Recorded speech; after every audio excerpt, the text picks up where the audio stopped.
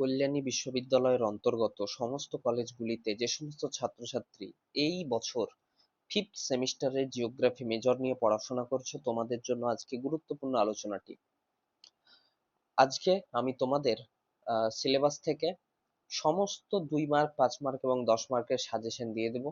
তো ভিডিওটি প্রথম থেকে শেষ পর্যন্ত দেখো। এবং সাজেশন শুরু করার আগে বলে দিই যে তোমাদের যদি কারোর নোটস প্রয়োজন হয়, অবশ্যই এই হোয়াটসঅ্যাপ বা কন্ট্যাক্টে ফোন করে বা হোয়াটসঅ্যাপে মেসেজ করে তোমরা নোটস নিতে পারো। বেঙ্গলি এবং ইংলিশ ভার্সন, দুটো ভার্সনে নোটস তোমরা পাবে।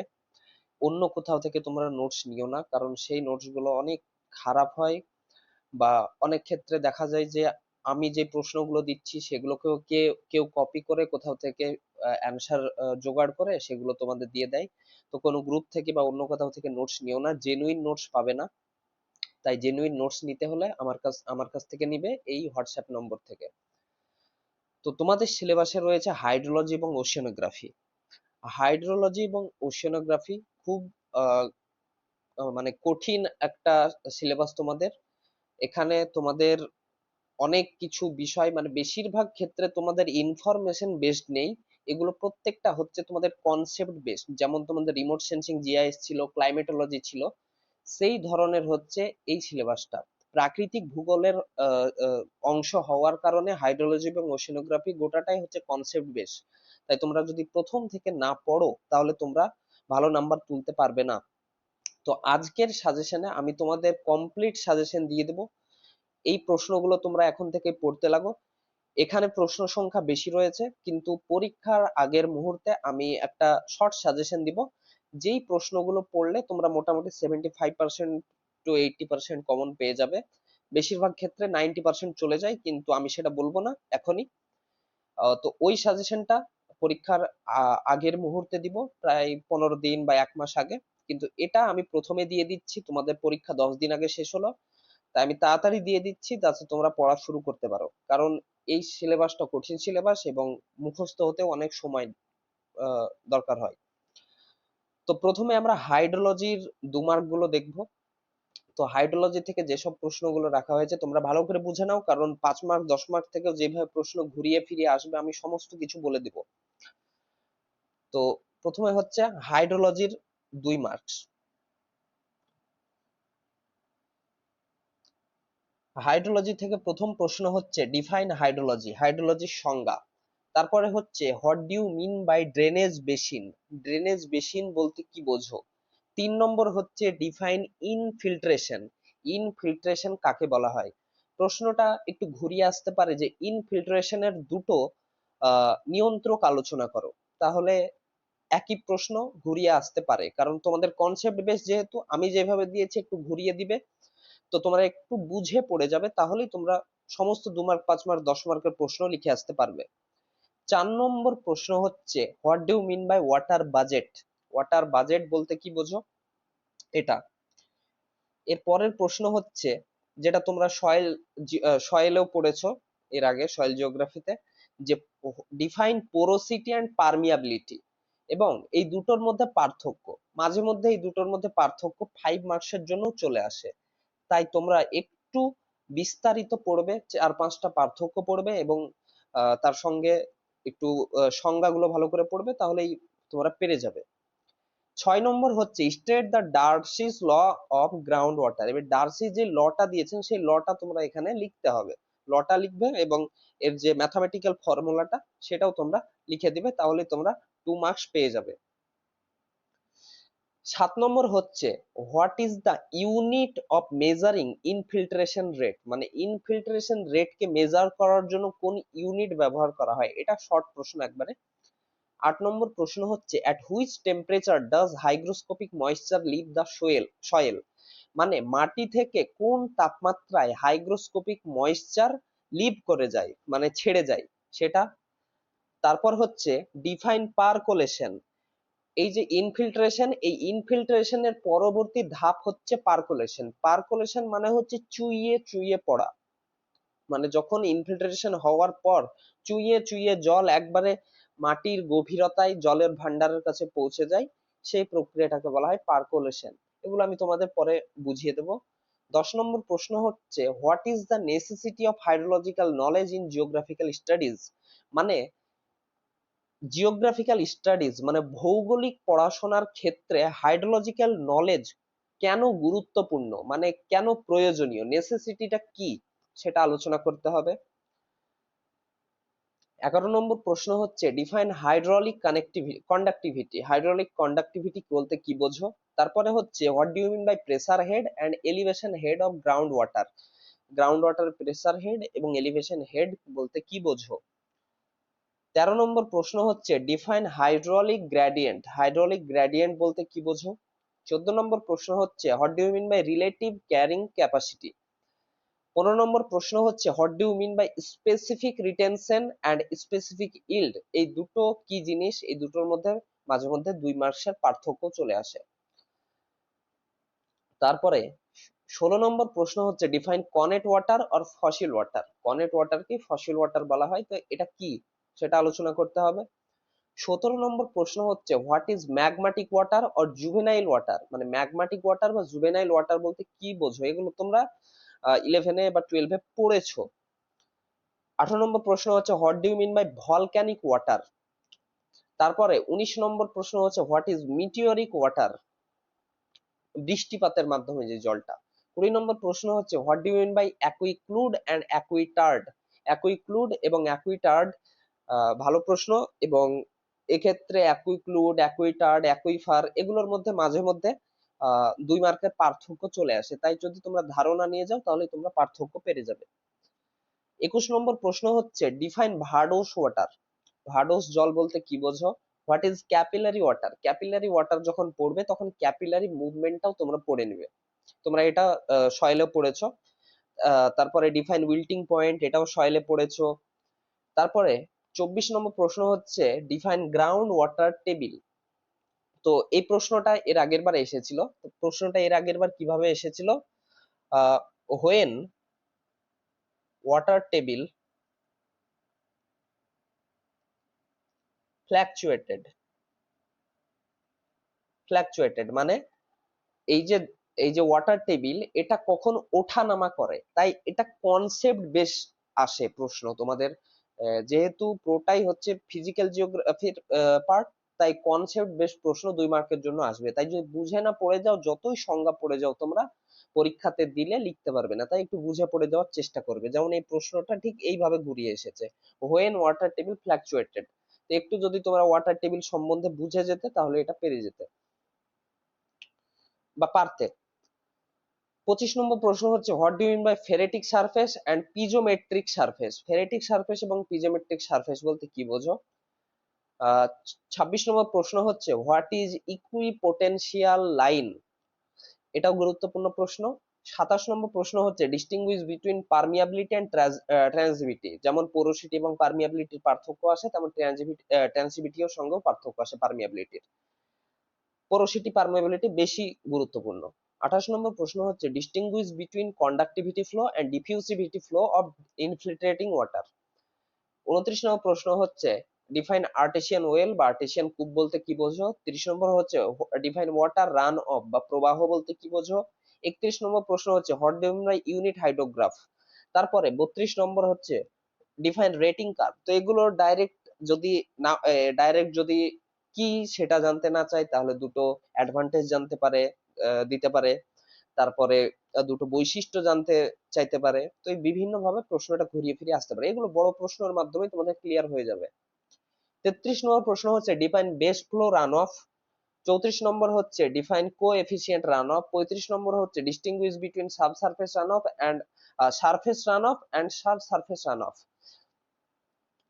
36 নম্বর প্রশ্ন হচ্ছে হোয়াট ইজ ড্রেনেজ বেসিন। 37 নম্বর প্রশ্ন হচ্ছে হোয়াট ইজ ওয়াটার শেড, জলবিভাজিকা বলতে কি বোঝো। 38 নম্বর হচ্ছে হোয়াট ইজ ক্যাচমেন্ট এরিয়া, গুরুত্বপূর্ণ প্রশ্ন। 29 নম্বর প্রশ্ন হচ্ছে define base flow and channel flow, এই দুটো কি জিনিস।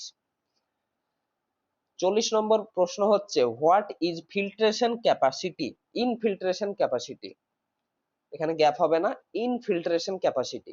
41 নম্বর প্রশ্ন হচ্ছে হোয়াট ইজ স্ট্রিম অর্ডার।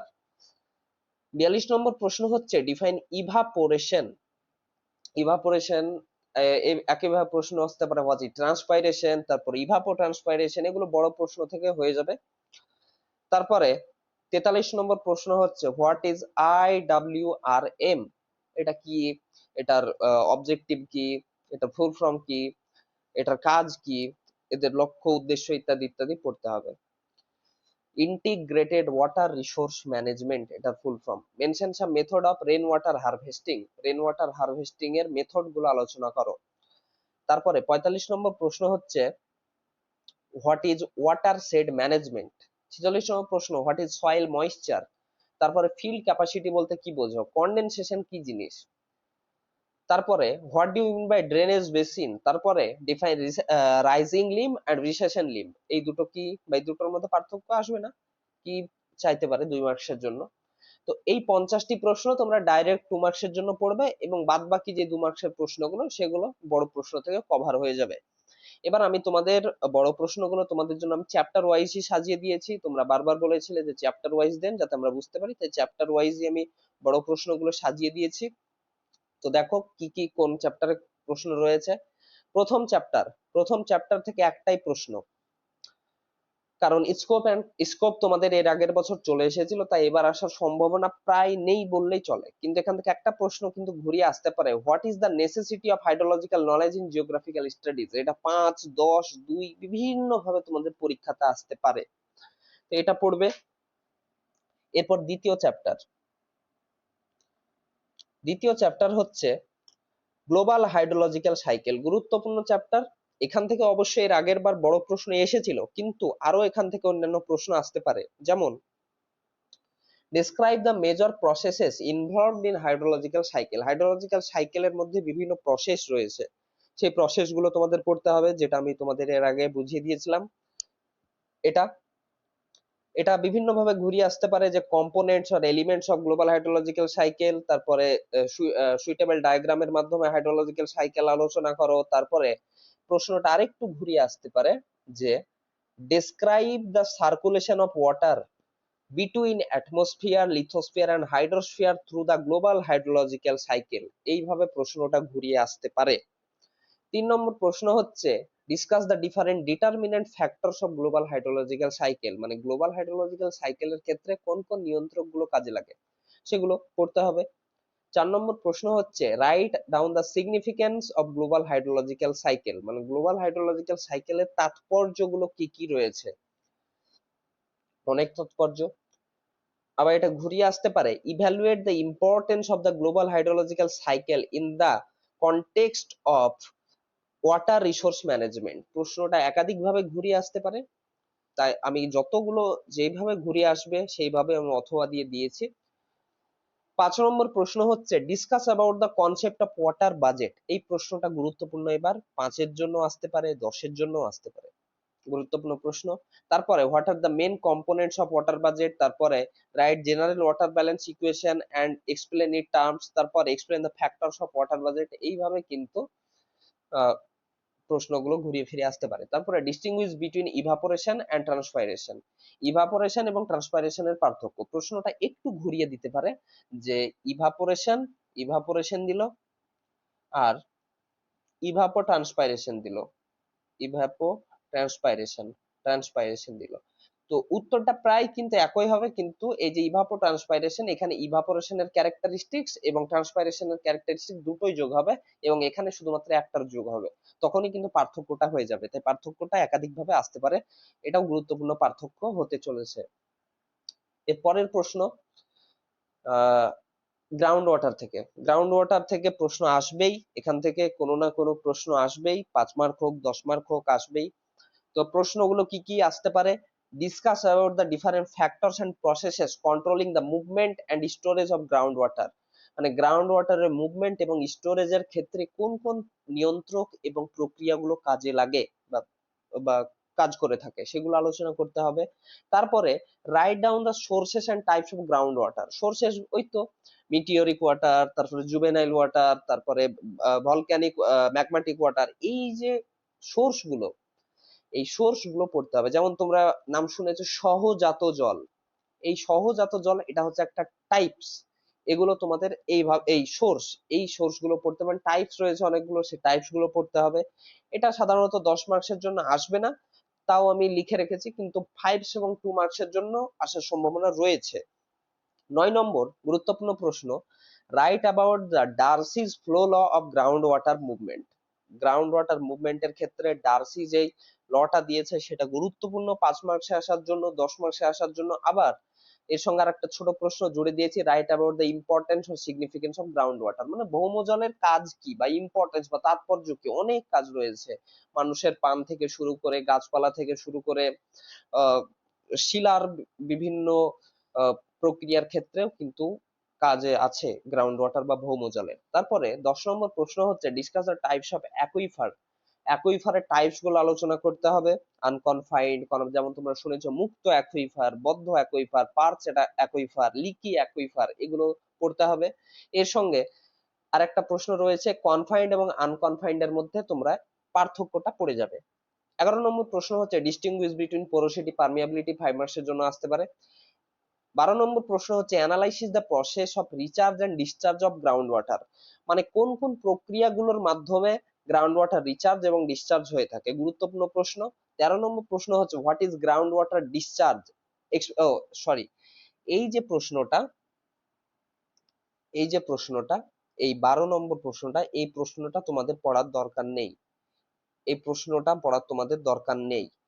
এই 13 নম্বর প্রশ্নটা তোমরা পড়বে, what is ground water discharge and explain its major forms, মানে গ্রাউন্ড ওয়াটার ডিসচার্জে কি জিনিস এবং এর ফর্ম গুলো আলোচনা করতে হবে, কারণ এখানে রিচার্জ পড়ার দরকার নেই, তোমাদের সিলেবাসে নেই। আবার স্টোরেজ এবং মুভমেন্টের ক্ষেত্রে কিন্তু রিচার্জটা হয়ে যাচ্ছে, তাই তোমাদের রিচার্জ কিন্তু আলাদাভাবে প্রশ্ন আসবে না, কিন্তু ডিসচার্জ আসতে পারে।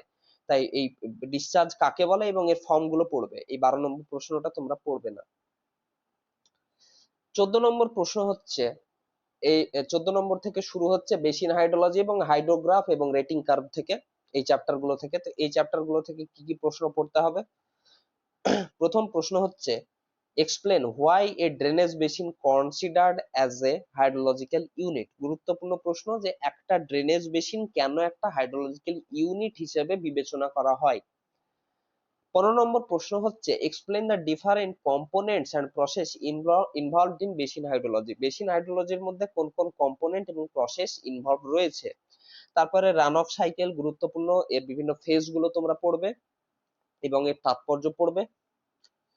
17 নম্বর প্রশ্ন হচ্ছে, discuss the concept of run of.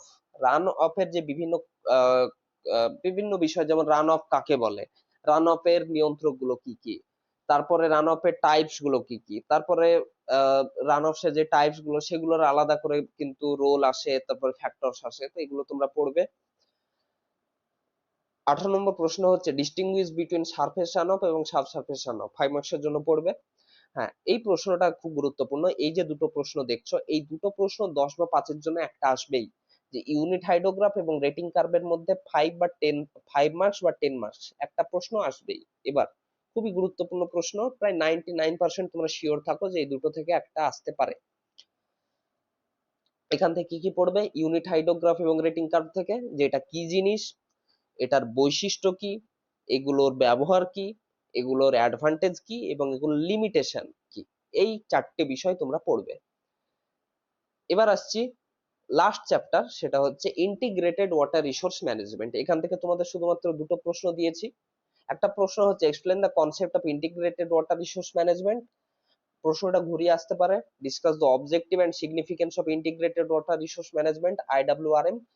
এবং প্রশ্ন আর 22 নম্বর প্রশ্ন হচ্ছে, write a detailed note on watershed management. এবং এটা ঘুরিয়ে আসতে পারে যে প্রিন্সিপাল, অবজেক্টিভ, তারপরে হচ্ছে IWMP বা integrated watershed management programme বলতে কি বোঝো, এর বিভিন্ন যে অবজেক্টিভ গুলো রয়েছে সেগুলো, লক্ষ্য উদ্দেশ্যগুলো আলোচনা করো। তো এই প্রশ্ন গুলো তোমাদের হাইড্রোলজি থেকে রাখা হয়েছে, 22টি প্রশ্ন আছে। এই প্রশ্নগুলো তোমরা ভালো করে পড়ো, তাহলে তোমরা কমন পেয়ে যাবে। কোন প্রশ্নটা 5 বা 10 এর জন্য আসবে এটা এই সেমিস্টারে তোমরা ফলো করো না। এখন আমি এক মাস আগে বলে দিব যে যারা শুধুমাত্র পাস করতে চাও বা মোটামুটি নাম্বার তুলতে চাও বা 80% কমন পেলেই হয়ে গেল, তাদের জন্য আমি 10 মার্ক এবং 5 মার্ক আলাদা করব। কিন্তু যারা সমস্ত প্রশ্নের উত্তর লিখে আসতে চাও, নাম্বার ভালো করতে চাও, তারা 5 মার্ক 10 মার্ক ভেবো না, তোমরা শুধুমাত্র কনসেপ্ট বেস করে বিস্তারিত করে পড়তে থাকো, তাহলে তোমাদের প্রত্যেকটা প্রশ্নের উত্তর লিখে আসতে পারবে। ফিফথ সেমিস্টারের প্রশ্ন কিন্তু করা হয়, কারণ দিন দিন তোমাদের সেমিস্টার বাড়ছে, আর 3টে সেমিস্টার তাহলে তোমাদের কমপ্লিট। এবার আসছি ওশেনোগ্রাফি থেকে। ওশেনোগ্রাফি থেকে 2 মার্কের প্রশ্ন রয়েছে, কিন্তু এখানে 5 মার্ক এবং 10 মার্কের প্রশ্ন বেশি। হাইড্রোলজি থেকে ওশেনোগ্রাফি অবশ্য পড়তে তোমাদের বেশি ভালো লাগবে। ওশেনোগ্রাফি থেকে কি কি প্রশ্ন রয়েছে, প্রথমে 2 মার্ক গুলো আলোচনা করছি, যে ডিফাইন ওশেনোগ্রাফি, ওশেনোগ্রাফির সংজ্ঞা দাও, ওশিয়ান ক্রাস্ট বলতে কি বোঝো, what do you mean by ocean wave and ocean current with the differences, মানে ওশিয়ান ওয়েভ অর্থাৎ ঢেউ এবং কারেন্ট বা তরঙ্গ বা স্রোতের মধ্যে পার্থক্য আলোচনা করো। তারপরে 4 নম্বর প্রশ্ন হচ্ছে কন্টিনেন্টাল শেলফ এবং কন্টিনেন্টাল স্লোপ কি জিনিস।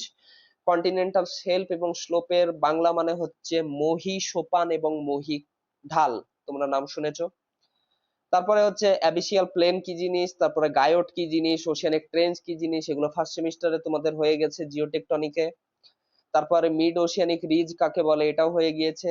তারপরে স্যালিনিটি অফ ওশিয়ান ওয়াটার কি জিনিস, স্যালিনিটি অফ ওশিয়ান ওয়াটার বা সমুদ্র জলের লবণতা বলতে কি বোঝো, এবং স্যালিনোমিটার কি জিনিস। স্যালিনোমিটার হচ্ছে লবণতা মাপার যে একটা যন্ত্র, সেটা স্যালিনোমিটার।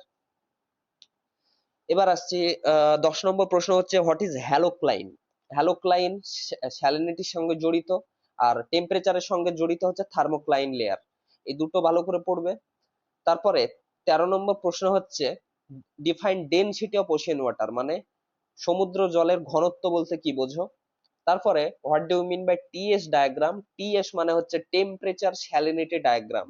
এটা বিভিন্ন কাজে ব্যবহৃত হয়, যেমন টেম্পারেচারের বৈশিষ্ট্য জানা, স্যালিনিটির বৈশিষ্ট্য জানা, তারপরে ঘনত্ব বা ডেনসিটির বৈশিষ্ট্য জানা, তারপরে ওয়াটার মাস গুলোকে আলাদা করা, ওয়াটার মাস বা জলরাশি গুলোকে আলাদা করা ইত্যাদি বিভিন্ন এর কাজ রয়েছে। এটা এটা এর আগের বার তোমাদের 5 মার্কসের জন্য চলে এসেছিল, তাই বড় প্রশ্ন হিসাবে গুরুত্বপূর্ণ না হলেও ছোট প্রশ্ন হিসাবে কিন্তু খুবই গুরুত্বপূর্ণ। 15 নম্বর প্রশ্ন হচ্ছে হোয়াট ইজ অ্যাম্ফিড্রোমিক পয়েন্ট, যেটা হচ্ছে তোমাদের টাইডের সঙ্গে জড়িত বা জোয়ার ভাটার সঙ্গে জড়িত। 17 নম্বর প্রশ্ন হচ্ছে what is coral and coral banks, মানে কোরাল কি জিনিস, তারপরে কোরাল ব্যাংক কি জিনিস, তারপরে উজ কি জিনিস, উজও গুরুত্বপূর্ণ। তারপরে টাইড কাকে বলা হয়, টাইড। তারপরে tidal bore and spring tide, দুটো পার্থক্য, মানে দুটো আলাদা এর ইয়ে প্রকারভেদ, তাই টাইডাল বোর এবং স্প্রিং টাইড দুটোই পড়বে। তারপরে নিপ টাইড 2 মার্কসের জন্য এটা মাঝে মধ্যেই দিয়ে দেয়। তারপরে কোরাল রিফ কাকে বলে, ব্যারিয়ার রিফ কাকে বলে, কোরাল ব্লিচিং কাকে বলা হয়, এগুলো সব শর্ট প্রশ্ন হিসাবে গুরুত্বপূর্ণ। তারপরে অ্যাটল কি জিনিস, জুজানথাল কি জিনিস, ইইজি কি জিনিস, এক্সক্লুসিভ ইকোনমিক জোন। তারপরে ডিফাইন ওশিয়ান বেসিন। তারপরে ডায়াটম উজ কাকে বলে, উজের একটা প্রকারভেদ হচ্ছে ডায়াটম উজ। বিভিন্ন উজের ইয়ে রয়েছে, সেটা বড় প্রশ্ন থেকে তোমরা পড়ে নেবে। এটা এক্সাম্পল হিসেবে দিয়েছি যে এইভাবে আসতে পারে ডায়াটম উজ। তারপরে 29 নম্বর প্রশ্ন হচ্ছে ডিফাইন রিপ কারেন্ট, তারপরে আইসোহ্যালাইন কি জিনিস, তারপরে how does convection of ocean water effect the distribution of temperature, মানে সমুদ্র জলের মধ্যে যে কনভেকশন কারেন্ট তৈরি হয় সেটা টেম্পারেচারকে ডিস্ট্রিবিউশন করার জন্য কিভাবে কাজে লাগে। তারপরে ওয়াটার মাস বা জলরাশি কাকে বলে, what is the area of ocean surface. তারপরে 34 নম্বর প্রশ্ন হচ্ছে how does salinity control the freezing of sea water, মানে লবণতা কিভাবে ওশিয়ান ওয়াটার বা সি ওয়াটারের ফ্রিজিং কে নিয়ন্ত্রণ করে। জানো যে যে লবণতা যদি কম বেশি হয় তাহলে ফ্রিজিং কিন্তু কম বেশি হতে পারে। তারপর 35 নম্বর প্রশ্ন হচ্ছে how does atmospheric circulation control Ocean currents in Atlantic. প্রশ্নটা এমন ভাবে দিয়েছি, এটা আটলান্টিকের জায়গায় ভারতীয় দিতে পারে। যেমন অ্যাটমসফিয়ারিক সার্কুলেশন, অ্যাটমসফিয়ারিক সার্কুলেশন মানে কি, যে বায়ুমণ্ডলীয় সার্কুলেশন মানে বায়ু প্রবাহ। এই বায়ু প্রবাহ, ঝড় ঝঞ্ঝা এগুলো কিভাবে ওশিয়ান ওয়াটার বা সমুদ্র স্রোতকে কন্ট্রোল করে, কোথায়, আটলান্টিকে। তো জানো যে আটলান্টিকের উপর দিয়ে কিন্তু মাঝ বরাবর আহ প্রথমে বায়ু প্রবাহিত হয়, বাণিজ্য বায়ু। তারপরে ওইদিকে রয়েছে পশ্চিমা বায়ু, তারপরে মেরু বায়ু। এই বায়ুগুলো কিন্তু সার্কুলেট করে, মানে কন্ট্রোল করে থাকে ওশিয়ান ওয়াটার কারেন্ট গুলোকে সার্কুলেশনের জন্য। তাই এটা গুরুত্বপূর্ণ প্রশ্ন। এটাই যদি ভারত মহাসাগরের ক্ষেত্রে দিয়ে দেয় তাহলে ভারত মহাসাগরের ক্ষেত্রে কোনগুলো কাজে লাগবে? ভারত মহাসাগরের ক্ষেত্রে কাজে লাগবে মৌসুমী বায়ু। তারপরে 36 নম্বর প্রশ্ন হচ্ছে এল নিনো লা নিনা, পরীক্ষাতে আসে শর্টের জন্য। তারপরে ওয়েভ লেন্থ এবং ওয়েভ ক্রেস্ট কাকে বলা হয়? মানে ওশিয়ান ওয়েভের যে বিভিন্ন এলিমেন্ট গুলো রয়েছে বা বিভিন্ন অংশ রয়েছে সেগুলো পড়তে হবে। তারপর ফেজ কি জিনিস, তারপরে শার্প জোন এবং ব্রেকার কাকে বলা হয় এবং শোর লাইন কাকে বলা হয়। এই 40টি প্রশ্ন তোমাদের জন্য রাখা হলো ওশেনোগ্রাফি থেকে। আর বাদ বাকি যদি প্রশ্ন আসে 10 মার্ক এবং 5 মার্ক থেকে হয়ে যাবে। তো এবার বড় প্রশ্নতে ঢুকছি। এখানেও চ্যাপ্টার ওয়াইজ করে রেখেছি। চ্যাপ্টার ওয়াইজে প্রথম প্রশ্ন হচ্ছে discuss the different types of landform founds in ocean basin. মানে সমুদ্রে ওশিয়ান বেসিনে কোন কোন ল্যান্ডফর্ম পাওয়া যায়। যেমন আমাদের মহাদেশের উপর পাহাড় পর্বত মালভূমি সমভূমি ইত্যাদি পাওয়া যায়, সমুদ্রের তলেও পাওয়া যায়। যেমন তোমরা নাম শুনেছো মহীসোপান, মহীখাত, ওশিয়ানিক ট্রেঞ্চ, তারপরে রয়েছে মধ্য সামুদ্রিক শৈলশিরা, এগুলোই তোমাদের পড়তে হবে। যেমন এটা রিলিফ বলে আসতে পারে, রিলিফ মানেও হচ্ছে ভূপ্রকৃতি, ভূপ্রকৃতি। তো এখান থেকে প্রশ্ন আসে যে ওশিয়ানিক রিজ ফরমেশন আলোচনা করো, যে মধ্য সামুদ্রিক শৈলশিরা কিভাবে গঠিত হয়, তারপরে ওশিয়ানিক ট্রেঞ্চ কিভাবে গঠিত হয়, প্লেট টেকটনিকের মাধ্যমে তোমরা জেনেছো যে কিভাবে ওশিয়ানিক ট্রেঞ্চ সৃষ্টি হয়, এই জায়গাতে ট্রেঞ্চ সৃষ্টি হবে। তারপরে মিড ওশিয়ানিক রিজ কিভাবে সৃষ্টি হয়, যখন দুটো পাত দুই দিকে সরে যায় মাঝের লাভা বের হয়ে এসে এইভাবে আহ, আহ, আহ, পাহাড়ের বা পর্বতের মতো ভূমিরূপ সৃষ্টি করে, যেগুলোকে আমরা রিজ বলে থাকি। এইভাবে তোমাদের আলোচনা করতে হবে। 2 নম্বর প্রশ্ন হচ্ছে describe the bottom relief of Atlantic Ocean. মানে এগুলো তোমরা ধারণা জানলে যে কোন কোন ভূমিরূপ সৃষ্টি হয়। এবার তোমাদের তিনটে ইয়ের মাধ্যমে, মহাসাগরের মাধ্যমে আলোচনা করতে হবে। একটা হচ্ছে আটলান্টিক, আটলান্টিকের মধ্যে কোন কোন ভূমিরূপ বা কি ভূমিরূপের কি কি বৈশিষ্ট্য দেখা যায়, যে সেখানে কেমন অ্যাবাসিয়াল প্লেন রয়েছে, সেখানে কেমন গায়োট রয়েছে, সেখানে কেমন রিজ রয়েছে। তো এখানে আটলান্টিক, প্যাসিফিক এবং ইন্ডিয়ান তিনটেই তোমরা পড়বে। এই দুটোর মধ্যে পার্থক্য, আর এর আগের বছর চলে এসেছে, আসার সম্ভাবনা কম, কিন্তু তাও তোমরা পড়বে, কারণ 10 মার্কসের জন্য ডাইরেক্ট দিয়ে দিতে পারে। 5 নম্বর প্রশ্ন হচ্ছে discuss about the different factors influencing water Ocean currents. মানে সমুদ্র স্রোতকে কোন কোন নিয়ন্ত্রকগুলি নিয়ন্ত্রিত করে থাকে। গুরুত্বপূর্ণ প্রশ্ন। তারপরে প্রশ্নটা হচ্ছে write down A detailed note on Pacific Ocean current. মানে প্যাসিফিক ওশিয়ান কারেন্ট গুলির আলোচনা করো। প্যাসিফিক ওশিয়ানে বা প্রশান্ত মহাসাগরে যে সমুদ্র স্রোতগুলি দেখা যায় সেগুলো আলোচনা করতে হবে, এবং একইভাবে আটলান্টিক ওশিয়ানের কারেন্ট গুলো আলোচনা করতে হবে। ভারত মহাসাগর তোমাদের পড়ার এখন দরকার নেই, যদি তোমরা সময় পাও তাহলে পড়বে, কারণ এর আগের বছর এসেছিল। তারপরে প্রশ্ন হচ্ছে 8 নম্বর প্রশ্ন ওয়াকার সার্কুলেশন এবং এল নিনোর ঘটনাটা আলোচনা করো। তারপরে ইম্প্যাক্ট অফ ওশিয়ান কারেন্ট, মানে ওশিয়ান কারেন্টের ইম্প্যাক্ট বা এর মানে ওশিয়ান, যেমন এখানে রয়েছে কি রেগুলেটর অফ গ্লোবাল টেম্পারেচার, মানে টেম্পারেচার বা বায়ুমণ্ডলীয় সার্কুলেশনকে কিভাবে রেগুলেট করে, মানে এর প্রভাবগুলো কি কি, এগুলো তোমাদের পড়তে হবে। তো এখান থেকে 9টা প্রশ্ন। এবার আসছি temperature, salinity, density, TS diagram, এই চ্যাপ্টার গুলো থেকে। অনেকগুলো 4টে চ্যাপ্টার রয়েছে, temperature, salinity, density, TS diagram, অনেকগুলো রয়েছে। তো এখান থেকে প্রশ্ন হচ্ছে, প্রথম প্রশ্ন discuss about the different process of heating of the ocean water. মানে ওশিয়ান ওয়াটারকে হিট করার জন্য কোন কোন প্রসেস গুলো কাজে লাগে বা ফ্যাক্টরস গুলো বা নিয়ন্ত্রক গুলো কাজ করে থাকে। সব থেকে বড় ফ্যাক্টর হচ্ছে সমুদ্র, এই সূর্য।